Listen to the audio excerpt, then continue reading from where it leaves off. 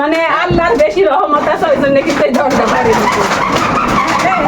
দেওয়াল থাকা গেছে, এই দেওয়াল কিন্তু থাকলে কিভাবে যাই হোক এতদিন দেওয়াল আছে।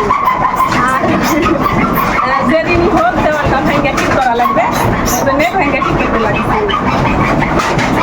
আমার বাড়ির আসলে বাইরে এই যে এই জায়গাটা ফাঁকা ছিল, অনেকখানি জায়গা বাড়ি দেওয়ার সময় এদিকে ফাঁকা রেখে বাড়ি দেওয়া দিয়েছি। আর এখন এইদিকে পুরাটাই একবারে ঘিরে নিব। আর এই যে মোটরের পা, এই মোটরের এই জায়গা পরে বান্ধা নিব পাখিটা ঠিক করার পরে। মানে আগে ওই পরিকল্পনা করে এই জায়গা কিন্তু মোটর পোতা হচ্ছে। আর এদিকে জায়গাও বাড়িয়া যাবে, অনেক বড় বাড়ি হবে।